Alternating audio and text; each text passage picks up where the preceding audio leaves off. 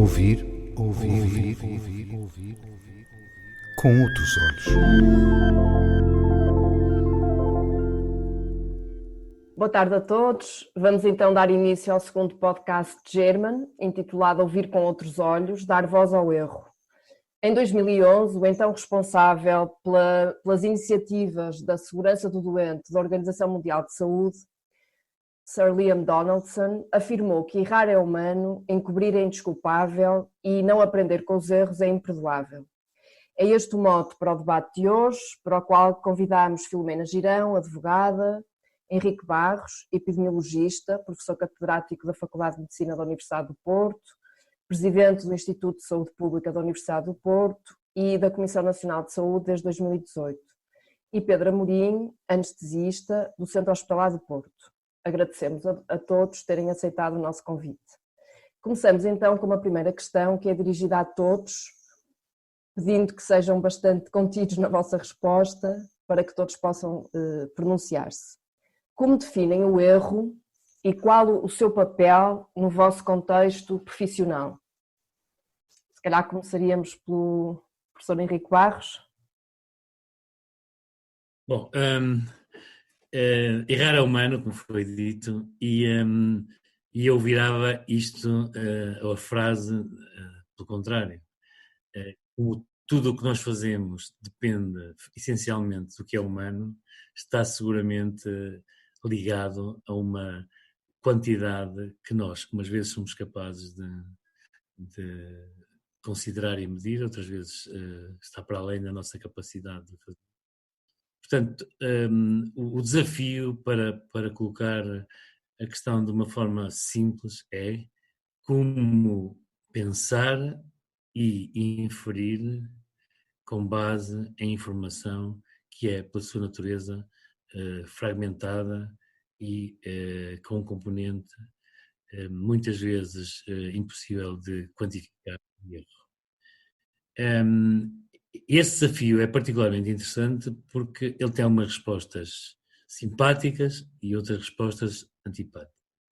A resposta simpática é esta: se a natureza do erro se mantiver ao longo do tempo ou for semelhante entre aquilo que comparamos, não atrapalha. Quer dizer, se eu quiser comparar a evolução de uma patologia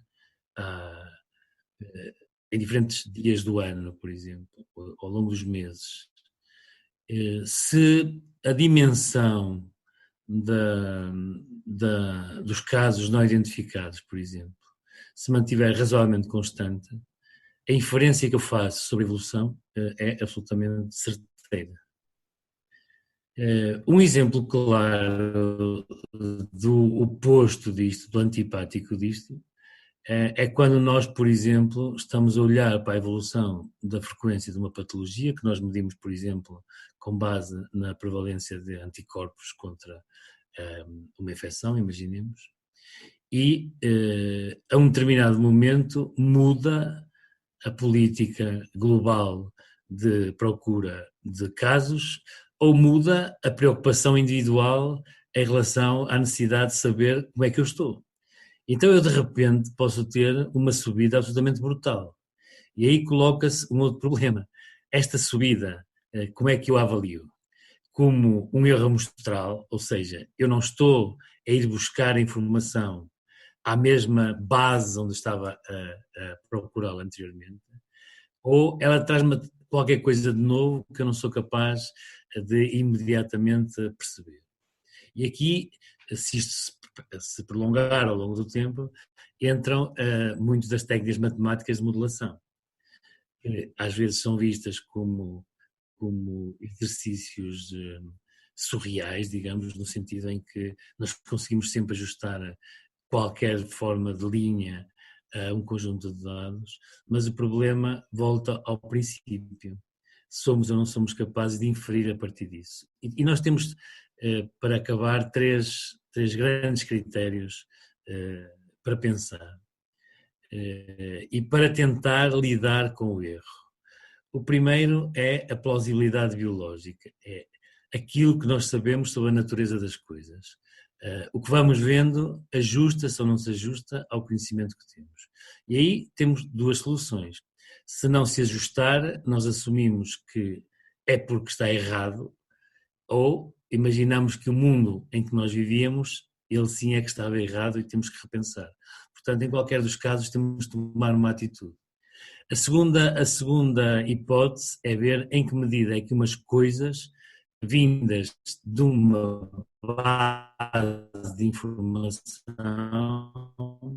se ajustam olhando para ele de outra maneira.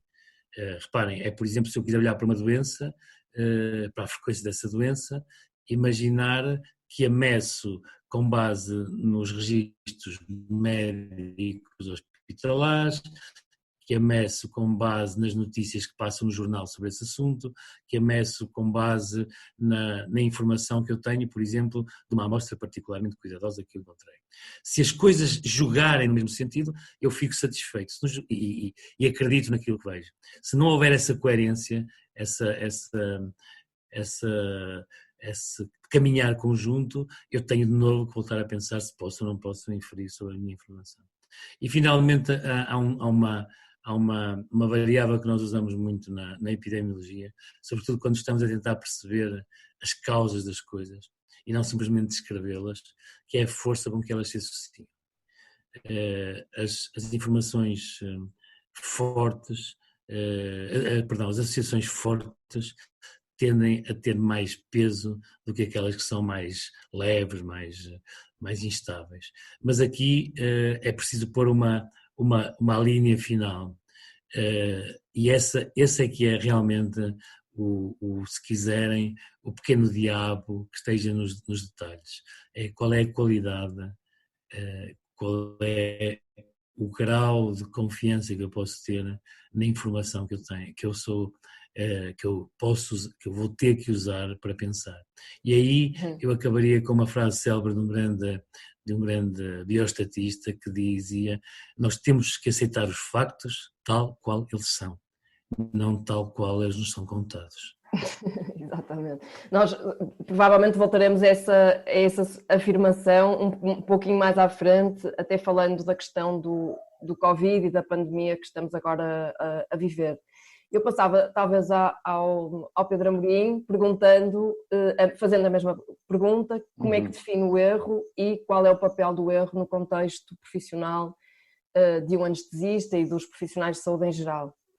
Sim, para mim o erro tem uma dimensão muito prática ligada à minha atividade e como, enquanto anestesista, trabalho sobretudo no bloco operatório, na emergência e também nos cuidados intensivos, o erro consiste, na maior parte das vezes, no erro da administração de um fármaco, no erro de uma avaliação ou de uma interpretação de uma situação de um doente, um erro na execução de uma técnica, e como são áreas em que está em causa, ou intervenções que podem pôr em causa a vida do doente, erros que podem ter consequências fatais, e eu já assisti infelizmente a muitos desses erros, tem essa dimensão prática.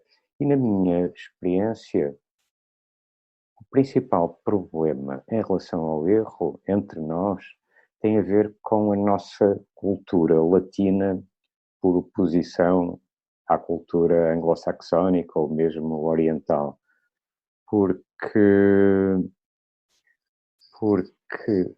o essencial é saber lidar com o erro.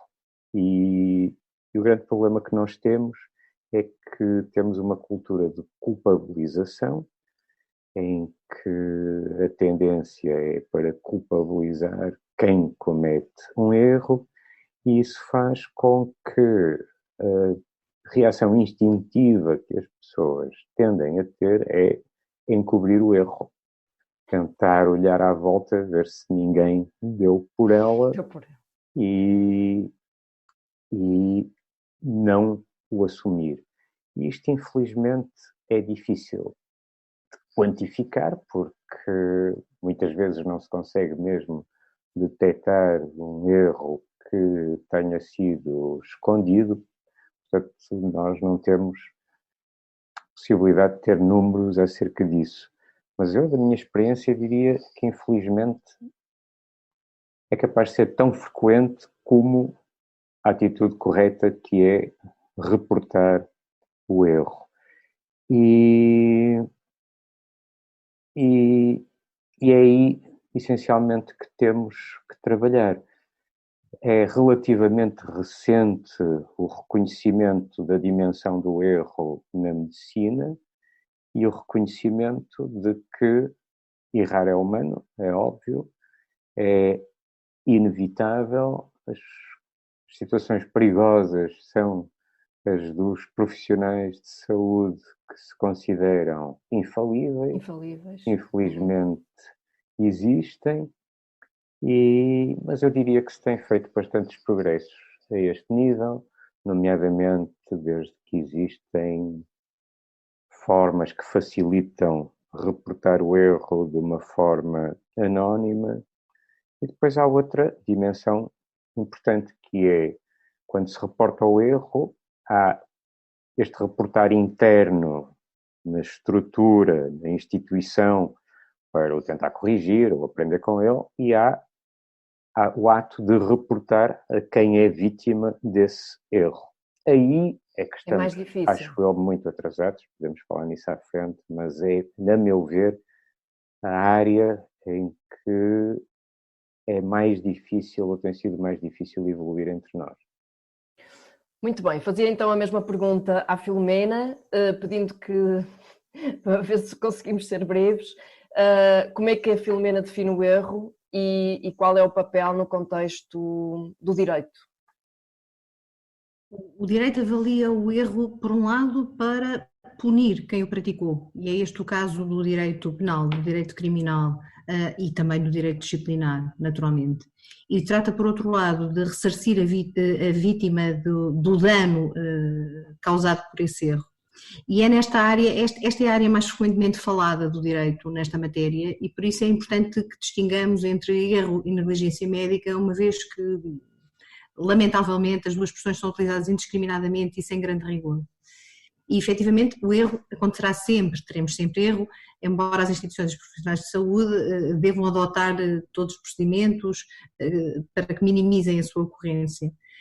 Já a negligência, essa sim deverá assumir valores zero e, portanto, todos devemos pugnar para que ela diminua até esses valores, na medida em que ela depende do desleixo, da falta de zelo e, portanto, esses nós não podemos justificar em circunstância alguma, não é? Por outro lado, ainda que o direito distinga entre dolo e mera culpa, essa distinção nesta matéria de direito médico não tem especial relevância. Salvo raras exceções, o erro em medicina decorre da mera culpa e não há normalmente a intenção de produzir o dano.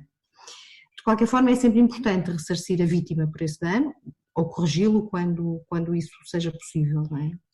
E isto remete-nos para o regime de responsabilidade médica que temos em Portugal, e quando falamos de responsabilidade médica falamos da responsabilidade das instituições e dos profissionais de saúde, isto é, da responsabilidade decorrente da prestação dos cuidados de saúde, e temos em Portugal um regime de responsabilidade subjetiva, isto é, em regra, o dano decorrente do erro é merecedor de tutela jurídica se tiver decorrido de uma ação, ou de uma omissão, naturalmente, culposa. E, portanto, é importante percebermos o que é que significa culpa, o que é a culpa para o direito. O nosso Código Civil, no artigo 487, tem como critério de apreciação da culpa um critério objetivista, isto é, segundo a teoria da culpa em abstrato, que vê o erro como uma deficiência de vontade, e neste sentido que pressupõe a falta de cuidado, de zelo, de aplicação, o tal desleixo, e da culpa em concreto, vendo o erro como uma deficiência de conduta, que aqui sim pressupõe a falta de perícia ou de aptidão, de competência no fundo. Ora, determinando o nosso Código Civil a apreciação da culpa como uma deficiência de vontade e de conduta, prevalece em Portugal um regime de responsabilidade subjetiva que pressupõe a verificação dessa culpa. Há, no entanto, casos excepcionais em que a lei prevê responsabilidade objetiva. Por exemplo, o caso de erro decorrente do ensaio clínico de medicamento, ocorrido depois da doação de órgão para transplantes, ocorrido pela utilização de material radioativo, etc. Portanto, temos casos pontuais de responsabilidade objetiva. Mais ainda, há esta tendência para essa objetivação e até para a institucionalização da responsabilidade médica, quer em Portugal, quer no resto da Europa, devo dizer. E, portanto, cada vez mais falamos das chamadas culpas da organização, que podem consistir em erros administrativos, em problemas de organização, de horários, tarefas, etc., na organização, na vigilância dos equipamentos, e que têm cada vez mais relevo para o direito. A Lei 67/2007, de 31 de dezembro, regula a responsabilidade exclusiva do Estado e de mais pessoas coletivas de direito público e, no artigo 7º, fala também já da culpa de serviço ou do funcionamento anormal do serviço. E, portanto, é mais um caso de responsabilidade objetiva. E tem ainda mais 2 artigos. No artigo 11º tem a figura da responsabilidade pelo risco e no 16º a figura da responsabilidade pelo sacrifício. E, portanto, estas tendências são tendências relevantes, do meu ponto de vista muito positivas, que trarão uma vantagem muito óbvia face ao atual paradigma da tal responsabilidade subjetiva que pressupõe a culpa. Sim, peço desculpa. Sim. E digamos que este nosso paradigma pode ser contraposto com os chamados sistemas no fault, não é? E quando pensamos nestes sistemas, pensamos sempre no norte da Europa, mas efetivamente, por exemplo, em França temos um sistema misto que é interessante e para o qual devemos olhar. Estes sistemas no fault olham preferencialmente para o dano e não para a culpa de quem o provocou, e do meu ponto de vista tem a óbvia vantagem de trazer uma maior eficácia no ressarcimento do dano, não é? A quem o sofre, e no incentivo que traz aos próprios profissionais de saúde para que eles comuniquem os seus erros de imediato e que, portanto, a correção dos procedimentos seja feita de imediato.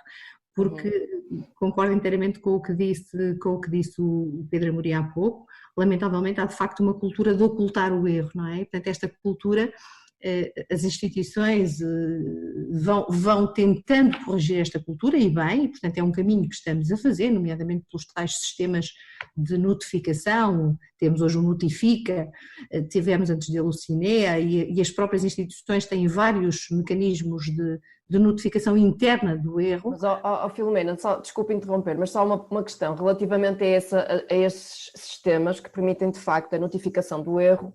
Não se resolve, com esses sistemas, não se resolve a questão individual, não é? A questão pessoal de quem comete o erro e de quem é objeto ou vítima desse erro. E a questão no seguimento desse era exatamente de que forma é que pensam que o erro está de facto hoje mais integrado como um instrumento de aprendizagem nas áreas da saúde, e de que forma é que está, se está, não é? Se concordam que está e de que forma é que ele está mais integrado como instrumento de aprendizagem, porque por muito que os tribunais possam resolver a situação em termos de ressarcimento, que é importante, a questão da culpa que a própria pessoa vive depois do erro acontecer teria que ser trabalhada de alguma forma, e a minha pergunta é se a comunidade onde a pessoa está inserida permite que esse trabalho seja feito sem esse enfoque constante na punição e na sanção, não é? Se calhar começava pelo Pedro Amorim. Eu não percebi bem a pergunta. A pergunta é portanto, se o erro está hoje mais integrado como um instrumento de aprendizagem. Sim. E de que forma é que quem comete o erro tem espaço junto dos seus pares e junto da comunidade para trabalhar esse erro sem haver o enfoque apenas na punição e na sanção?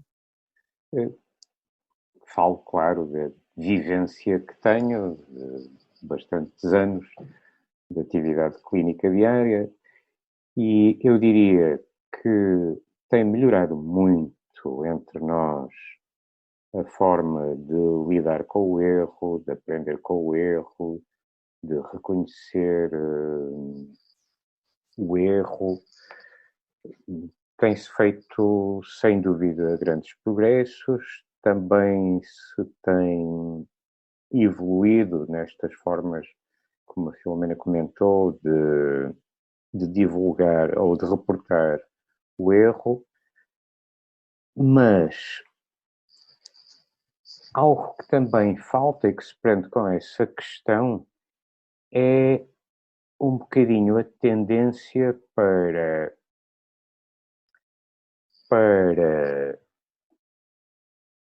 desculpar o erro e minimizar os efeitos do erro, nomeadamente ocultando muitas vezes o mais possível ao doente que se tratou de um erro numa espécie de um protecionismo em que acabamos por ser todos um bocadinho coniventes, porque nós temos um pouco esta cultura de que se eu hoje desculpar alguém, amanhã também me vão desculpar a mim e nesse sentido cai-se no extremo oposto.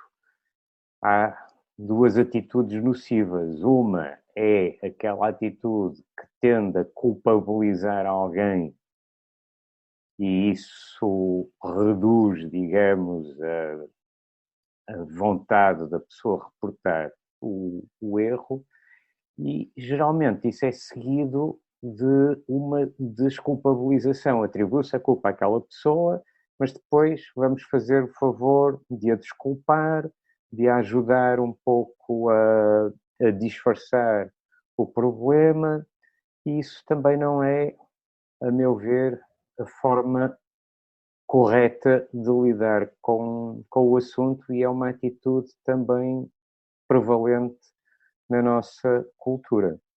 Ou seja, acaba por não ser um instrumento de aprendizagem, não é? Nesse sentido, não, de maneira nenhuma, não.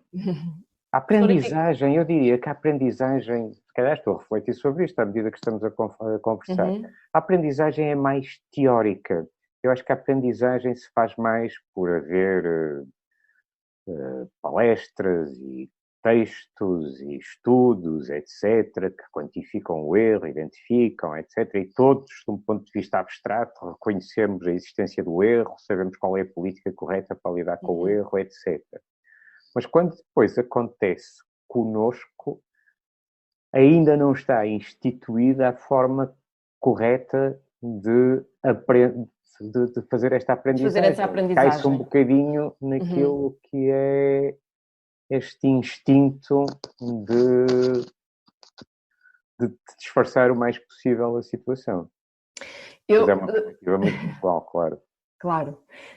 Eu, pensando que provavelmente o professor Henrique Barros vai ter pouco tempo ainda para ficar connosco, eu iria lançar a mesma questão relativamente a esta...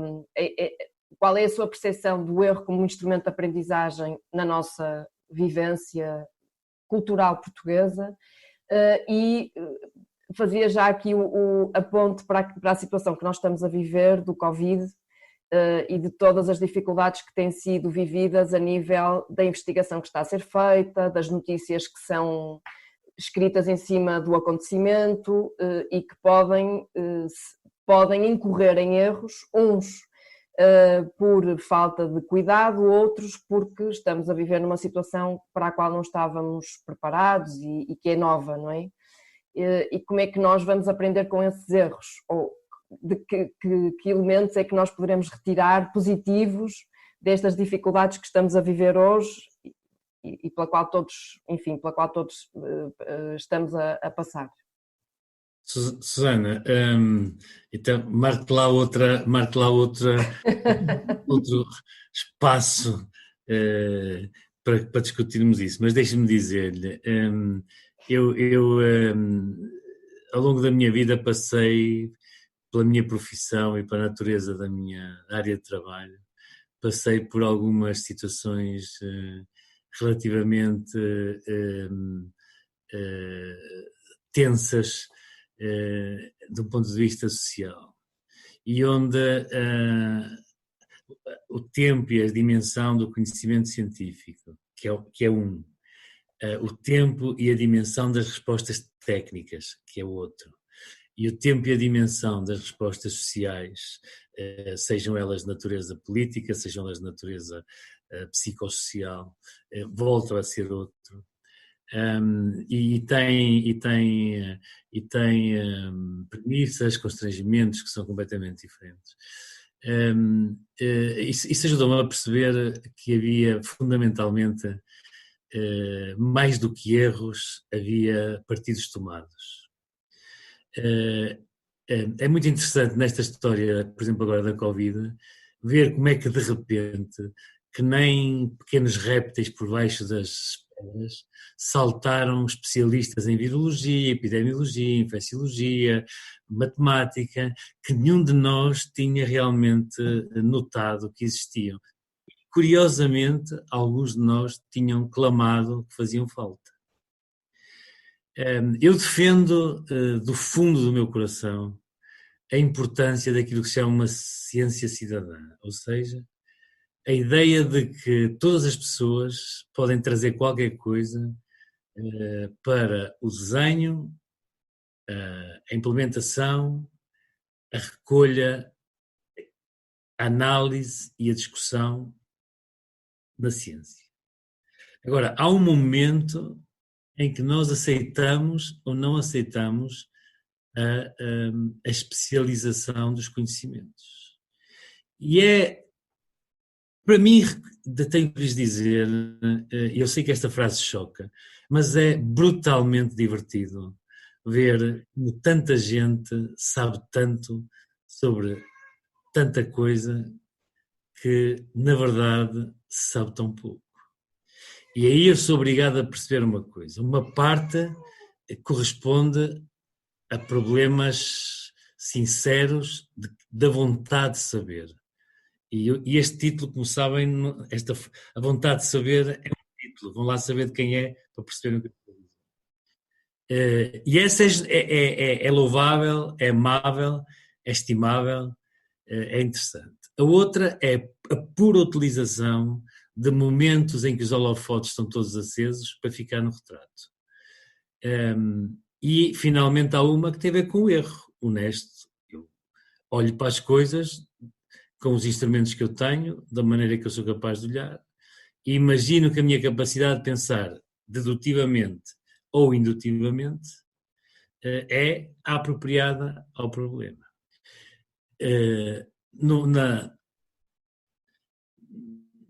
Digamos assim, na pressão, na tensão, na pressa de cada momento, é, por vezes, muito difícil de perceber em qual destas categorias cada um de nós vai caindo. Já agora, professor, desculpe-me só interromper, nisso que está a dizer e nos tempos diferentes que falou, relativamente até mais, agora referi-me mais à questão do tempo social e nesta inundação de notícias diversas, algumas, enfim, também com fontes de credibilidade que poderão ser postas em causa de alguma maneira. Acha que este manancial de informação, neste boom de informação que está a chegar, no momento em que a dúvida e a incerteza são muito proeminentes, acha que isto poderá aumentar o erro das mensagens que desejavelmente deveriam ser verdadeiras para o chamado, e quando falou da ciência cidadã, para o chamado público em geral? De que forma é que o erro aqui interfere nessa comunicação? Eu acho que o erro não interfere muito. O que eu acho é que há uma vontade imensa, aliás, se nós relermos o que se passou nos anos 30, para irmos só a uma altura próxima de nós, em que a política era feita da manipulação das massas, essa é uma realidade que existe sempre. Há um gosto, há uma vontade, há um interesse em usar a informação como uma maneira de criar, de induzir escolhas. Mas o meu ponto não era tanto esse, embora isso é muito relevante. Nós podíamos até levar isto para um lado diferente, não é? Discute-se hoje em dia um pouco esta a marcha desta infecção, como há um mês ou 2 meses se discutia o campeonato de futebol do país, não é? Mudaram os comentadores, mas apareceu toda uma pleia de especialistas a substituir aqueles que existiam para comentar sobre outros assuntos. Alguns são os mesmos, por sinal. O que eu admiro imenso na grande capacidade que algumas pessoas têm de perceber tudo. Mas isto é inveja pura, como podem ver. Mas o que eu gostava de dizer na sequência daquilo que me pergunta, eu acho que aqui não estamos tanto no problema do erro, porque estamos sobretudo na questão de usar a sombra da verdade por oposição ao erro, se podemos colocá-la assim, da certeza do que está certo, como um espaço de agitação da dúvida e da inquietação.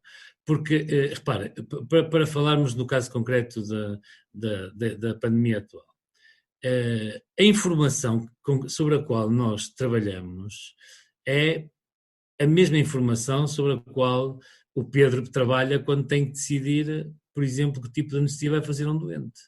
Se a história que ele recolher tiver problemas, ou porque quem lhe a contou, e voltamos à minha frase anterior, ou porque quem lhe a contou não a contou como ela era, mas nós temos que acreditar uns nos outros, senão eu não comprava uma mesa feita, eu ia à floresta, procurava a árvore, cortava a madeira, nós dependemos uns dos outros. E, portanto, há um momento, quando eu, por exemplo, tenho que analisar a informação sobre a evolução da epidemia em Portugal, eu tenho que o fazer com base na informação que foi recolhida. E ou eu aceito que ela tem erros, eu reconheço a dimensão desses erros, sei aqueles que eu posso minimizar, que eu posso, de alguma forma, controlar, sei aqueles que eu não consigo controlar. E há como se põe nas equações da matemática, depois um termo final, que é um termo de incerteza, que nós não sabemos que significa aquilo que nós não sabemos. Ou eu aceito isso, mas aceito que o que me é dado de boa fé, é o melhor que as pessoas podem dar, ou então não trabalho. Agora, nós sabemos, pode haver sabotagem, mas o nosso problema não é sabotagem. A sabotagem pode ser depois de outros níveis. O nosso problema fundamental, penso, daquilo que eu sou capaz de ver, é o facto das estruturas que nós ao longo do tempo pusemos a funcionar serem muito desadequadas para as exigências que depois nós temos na altura em que a temperatura sobe. Nenhum português, há um ano atrás, estava disponível para aumentar o número de profissionais de saúde pública em Portugal. Nenhum. Eu não estou a falar de cor, isso não é um erro, eu sei do que estou a falar. Neste momento, se calhar, as pessoas davam tudo o que fosse preciso para ter o triplo dos profissionais de saúde pública que pudessem ajudar a controlar as cadeias de transmissão da infecção, por exemplo. E reparem, agora, há coisas que são de outra natureza, e com isto eu me calava, se permitem. É, por exemplo, o que nós sabemos e a transformação, a transferência ou a tradução do conhecimento que nós temos para uma atitude prática. E um belo exemplo são as máscaras, e o Pedro usa máscara desde quase que se conhece como médico. Poderá melhor que eu falar sobre isso. A informação científica sobre a utilização das máscaras é escassa e imprecisa, de pouca qualidade. Nós assumimos quase sempre esta coisa pragmática e indutiva. Se eu puser uma coisa na frente da minha boca, o que sai da minha boca bate no que eu tenho na frente e o problema está resolvido. Quando depois vamos ver como as coisas são, não é bem assim.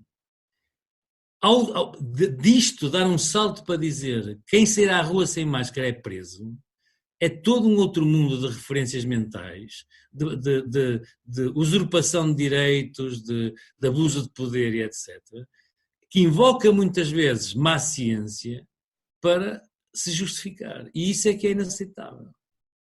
Eu não tenho nada contra as pessoas que usam máscara, como eu não tenho nada contra as pessoas que acreditam que se forem a Fátima vão curar. Eu não vou obrigar os portugueses todos a irem a Fátima, julgando que eles vão curar.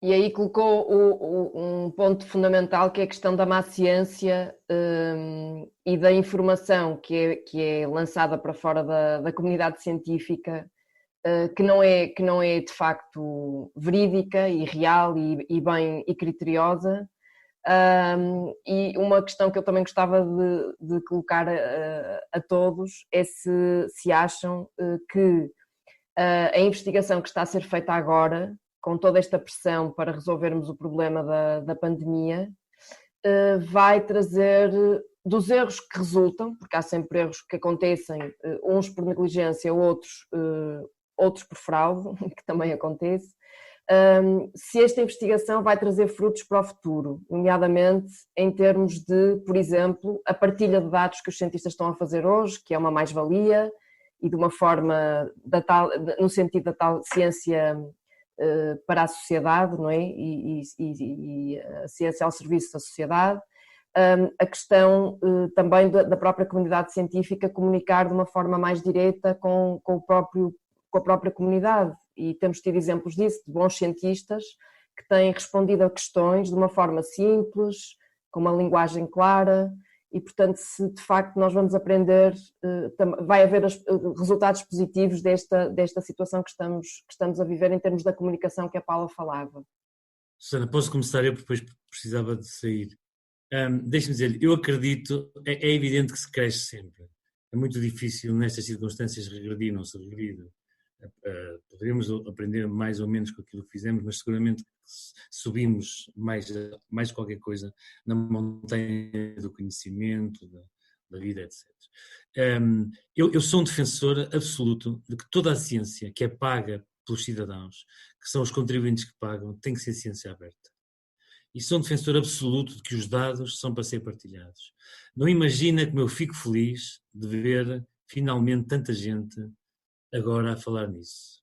Porque toda a gente que sabe, a forma como eu trabalho e que me conhece, sabe que há muitos anos toda a informação em que eu trabalho e que eu recolho é absolutamente de acesso livre. Agora, o acesso tem uma contrapartida, que é a responsabilidade. Nós temos que saber para que é que estamos a ir buscar a informação e comprometer-nos com produzir conhecimento com ela e libertar esse conhecimento. Com essas regras, por mim, encantado. Mas não se esqueçam de uma coisa que é muito importante. Se a informação for má, não há hipótese. A partilha é péssima. Garbage out. Mas isso também permitirá, de uma forma mais fácil, identificar detectar. Exatamente. Por isso é que pouca gente gosta da informação aberta. Pois é. É por isso e por outras coisas, mas essa é uma boa razão. Paula, queres continuar? Sim. Eu não sei se ainda consegue ficar mais uns minutinhos ou se terá mesmo agora que ir embora. Já estou a ver ali o sinal de que não. Agora, em particular, agradeço-lhe a presença e neste novo formato de uma tertúlia sobre o erro, numa versão mais áudio. Obrigada. Depois daquilo que falamos até agora, percebeu-se que, de facto, a problemática do erro, que é o que estamos a tratar hoje, nos cuidados de saúde, tem uma dimensão individual e outra mais sistémica. Já foram aventadas várias considerações relativamente a esse aspecto, até como o direito identifica o erro nos seus vários parâmetros. E agora, focando um bocadinho mais nesta questão da Covid, que também é uma situação nova para todos, mas que erros é que consideram que poderão ser mais suscetíveis de acontecer numa situação como esta que estamos a viver e de que forma é que eles poderão ou deverão ser geridos? Deixo em aberto o primeiro interveniente. Filomena. Se calhar e a Filomena. Então eu tomo a palavra. Do ponto de vista do direito, não me parece que haja aqui uma tutela específica do que acontecer como erro nestas circunstâncias, não é? Estas são, eu devo dizer, aliás, circunstâncias muito próximas para o direito, naturalmente, daquelas que já ocorrem em qualquer situação de urgência ou emergência, não é? Era isso que eu agora, depois do que estava a dizer, acha que, portanto, nesse sentido, esta não será um campo particular que possa abrir caminhos a outras áreas no direito? Outras áreas ou... Sim. Eu espero que esta circunstância especial e difícil e exigente que estamos a viver consiga trazer à discussão a necessidade de procedimentar ainda mais naquilo que diz respeito ao direito, não é? ao direito à responsabilidade médica. Efetivamente, são áreas, a área da saúde são áreas muitíssimo procedimentadas, qualquer profissional de saúde, qualquer médico seguia por guidelines, mas depois no que diz respeito aos procedimentos pelos olhos do direito, nem sempre é assim, lamentavelmente. E isto vai entroncar um bocadinho na vossa anterior pergunta, na questão do perdão, de que há pouco a Susana também falou, e que eu acho que é absolutamente essencial e que vai ser essencial aqui também. Nós temos dados muito interessantes, por exemplo, relativamente às vítimas de erro médico, e as vítimas de erro médico, curiosamente, perdoam com facilidade quando o profissional de saúde ou a instituição demonstra a vontade de minimizar o dano e a vontade de corrigir o erro que eventualmente tenha sido praticado. É evidente que aqui vai ser absolutamente relevante a relação de empatia entre o doente, entre a vítima ou os seus familiares, em casos de consequências mais graves, e o próprio profissional de saúde ou a instituição. Portanto, essa relação de empatia é absolutamente essencial.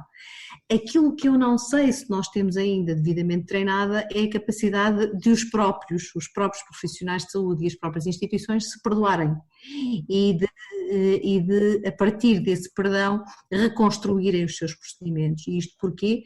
Porque eu volto a dizer, na verdade concordo em absoluto com o que tem sido dito hoje, e até agora nós raramente nos confrontamos com o erro. Pelo contrário, na medida em que há esta ameaça de uma punição do direito para quem comete o erro, os profissionais são levados a esconder o erro, não é? E, portanto, é esta ainda lamentavelmente a prática mais comum, embora concorde também com o que já foi dito, que estamos a fazer o caminho, que esse caminho é um caminho felizmente positivo e num outro sentido, e portanto estamos cada vez mais capazes de notificar os erros e de aprender com os erros. É preciso que o façamos mais ainda, não é? Por outro lado, quando há pouco o professor Claros disse que assumir o erro é fundamental porque senão eu não trabalho, penso que foi esta a expressão, também o perdão é fundamental porque senão eu não trabalho, não é? E um dos meus medos, eu trabalho muito esta área do direito à saúde, como sabem, e um dos meus medos é que um dia tenhamos profissionais de saúde com medo de agir. E isso é que não pode acontecer. Portanto, efetivamente, a capacidade de perdoar, de todos nos perdoarmos, quer as vítimas dos erros, quer os próprios profissionais e as instituições, vai ser absolutamente fundamental para a melhoria dos cuidados de saúde. Oh Pedro, achas, só uma questão, o Pedro ainda não se pronunciou, mas numa altura em que tudo tem que ser pensado, inclusivamente os gestos que se fazem, como é que tu vês a questão dessa punição individual do erro por omissão de um gesto que deveria ser feito? Tens sentido isso na tua prática agora? Sim, nesse aspecto há um paradigma completamente novo nas equipas que estão a trabalhar no hospital. E o que acontece é que estamos permanentemente a vigiar-nos uns aos outros, e se bem que agora essa vigilância mútua começa a ser feita de uma forma mais correta, no início era uma vigilância desconfiada, desconfiando que o auxiliar não ia limpar como devia e que não entendia a importância do seu papel, ou que o próprio, ou que o enfermeiro, ou que o médico, ou que algum dos intervenientes, porque a segurança depende dos gestos de todos e de cada um, e há perfeita noção de que qualquer erro pode precipitar o contágio dos intervenientes. De maneira que instituiu-se uma atitude permanente de vigilância, e aí vem muito ao de cima a personalidade de cada um.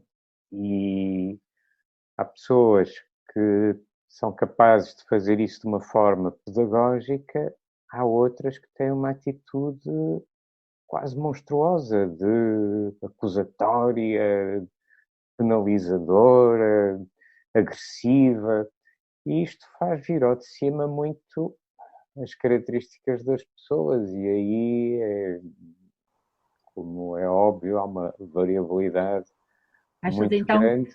Achas então que a gestão, desculpa só interromper, achas então que a gestão daquilo que estás a dizer deveria também passar por uma intervenção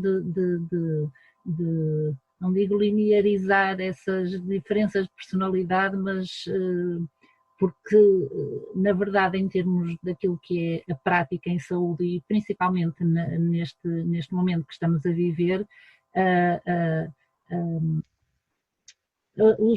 as atitudes, a repetição dos gestos é absolutamente fundamental, de maneira a que eles sejam interiorizados, bem interiorizados, para que não sejam suscetíveis de haver desvios, digamos. Eu, falando de erro e falando desta situação criada pela pandemia, eu diria que eu não sou qualificado para fazer uma análise da pandemia, ou fazer previsões, ou seja o que for. Sou capaz de opinar sobre os cuidados intensivos e essa área, mas não em geral. Agora, falando de erro e da epidemia, eu penso que neste momento, claro que se podem cometer erros, de estar o desespero de querer encontrar fármacos eficazes pode estar a fazer pior por efeitos laterais desses fármacos. É um dos erros possíveis. Há muitos erros que só o futuro poderá permitir detectar.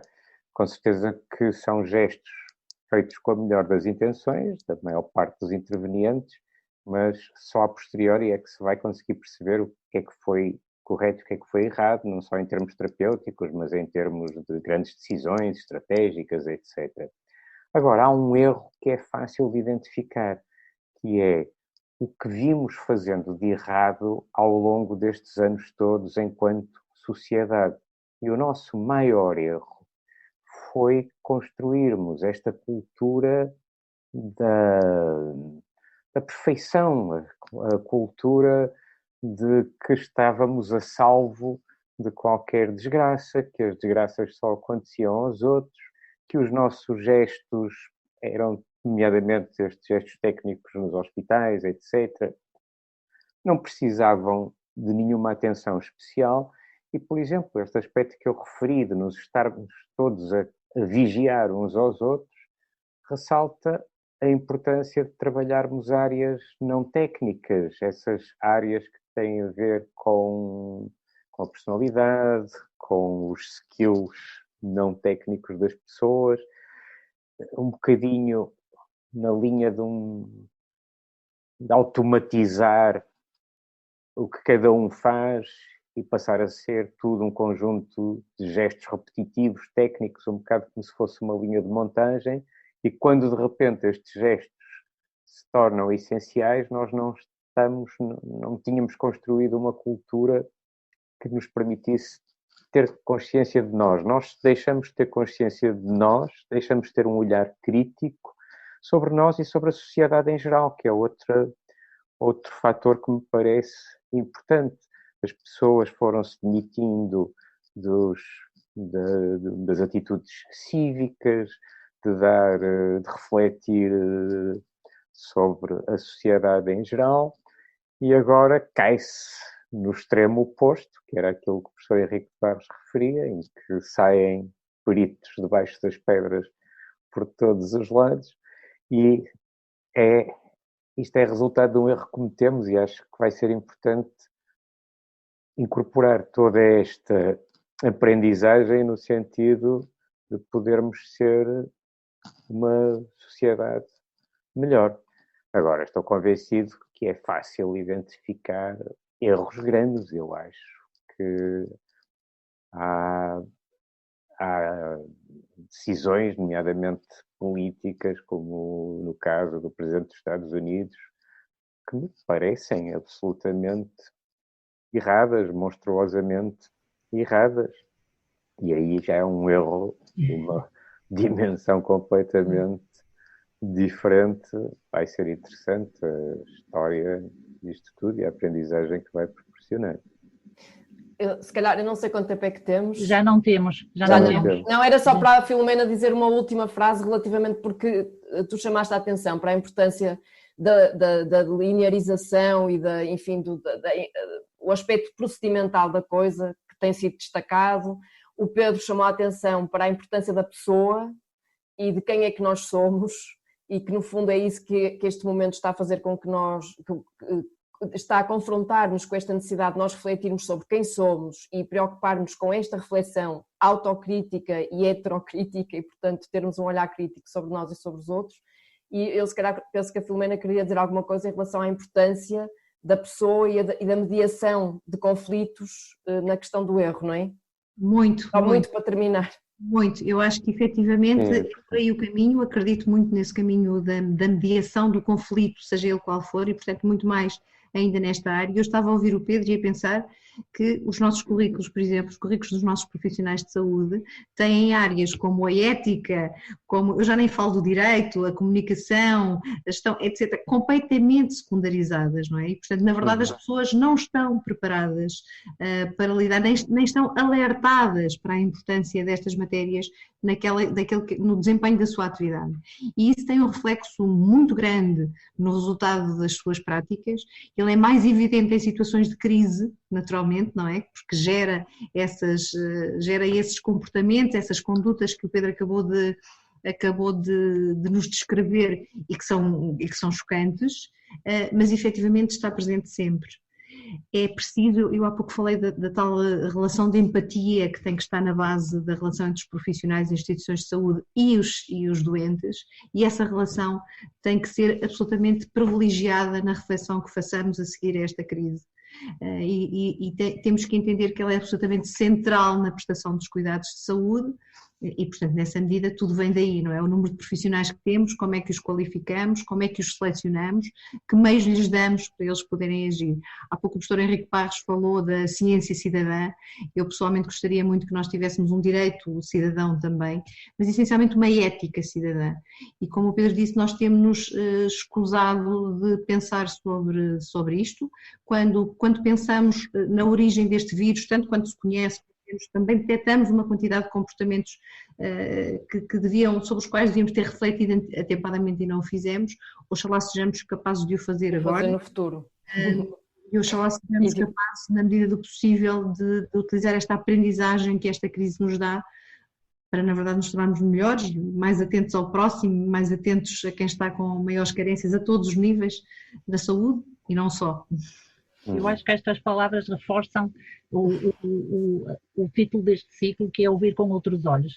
É necessário, esta fase, se calhar obriga-nos a repensar a nossa postura individual e coletiva, e por isso está na hora, já excedemos em muito o tempo que nos é permitido, e eu terminaria agora com estas palavras de esperança, de alguma maneira, e de reflexão, que também é importante que aconteça. Acabamos por hoje mais um podcast German. Voltaremos em breve e muito obrigada. Muito obrigada. Obrigada. Até à próxima.